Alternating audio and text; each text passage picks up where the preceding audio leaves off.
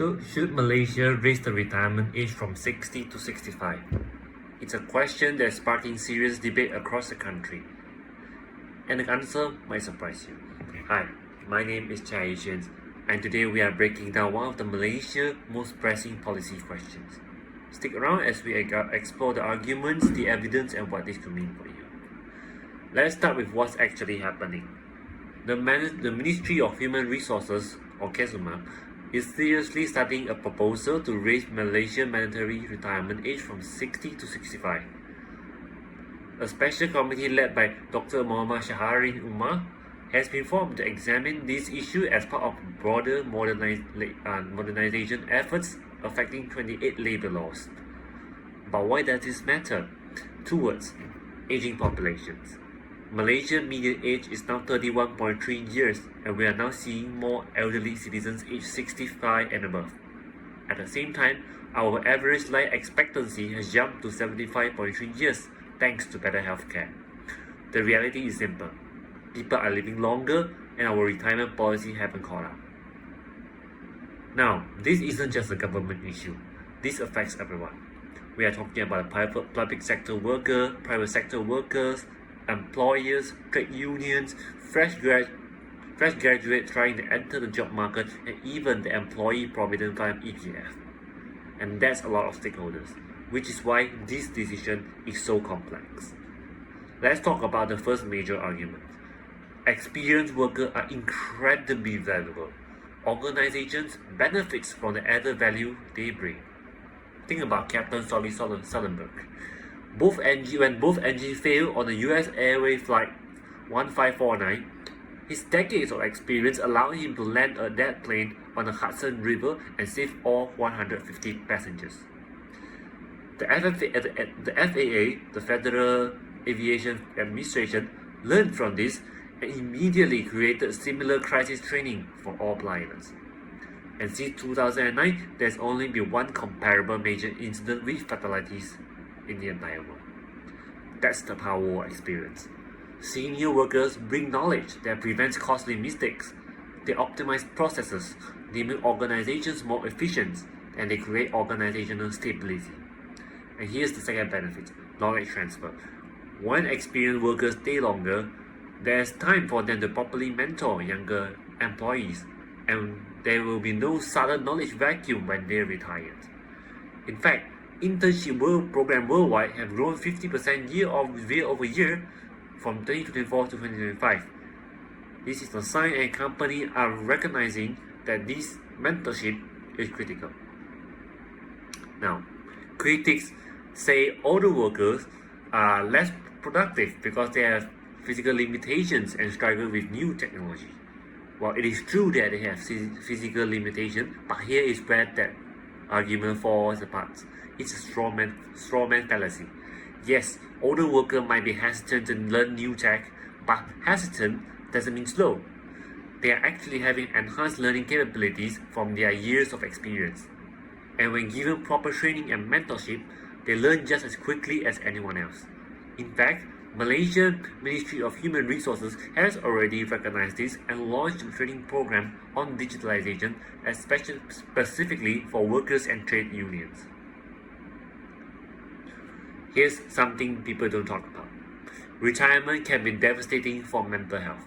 When you lose your job, you lose three things: a structured schedule, social interaction, and a sense of purpose. And the research is clear about what happened next. Excessive napping and sedentary lifestyle after retirement are linked to faster cognitive decline. In Malaysia, research found that 32.6% of elderly people experience social loneliness after retirement, and close to 40% of them experience emotional loneliness. And in rural Kudat Sabah, a study conducted in rural Kudat Sabah state that there's nearly 30% of the elderly residents experience depressions after retirement. But here's the flip side. If people stay engaged in work, they maintain mental sharpness, they stay socially connected, and they keep their sense of identity and purpose. Better mental health means better work quality. Better work quality means higher productivity. And higher productivity directly impacts Malaysia's economic output. It's not just about working longer, it's about living better. While some people may worry that if we raise the retirement age to 65, won't people just work until they die? That's an appeal to emotion of fear. It ignores the actual proposal. Currently, the government isn't talking about a hard mandate yet. They could be considering a flexible employment options that could be industry and job specific. Someone might work full-time until 60, then transition to mentorship role or part-time work until 65. This isn't about forcing people to work themselves to death, it's about giving them options. Now, let's talk about the big picture, Malaysia economic future. Here's the problem. Malaysia is experiencing brain drain.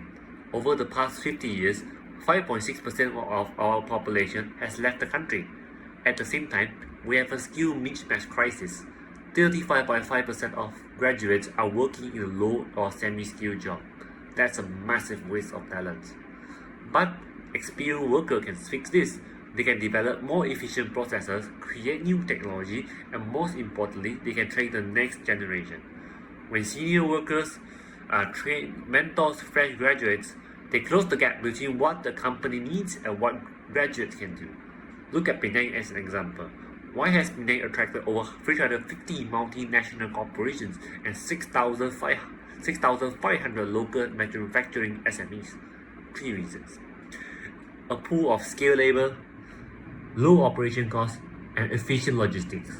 And that skilled labor talent pool, it's built on experienced worker training the next generation.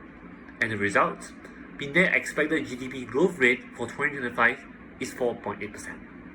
And that's sustainable economic growth in action. While critics may argue that keeping older workers longer will block job opportunities for young people, but that's an omission fallacy. It ignores how the economics actually works. Economic growth creates new jobs. When you have a skilled workforce mentoring younger workers, you maintain a sizable skilled labor talent pool, attracting foreign investment and business expansion. More factories opens, more company grows, and the total number of jobs in the market increases. It's not a fixed pie, it's a growing one. So, here's what we have learned. First, raising the retirement age to 65 by making it flexible and industry specific keeps organizations stable and efficient.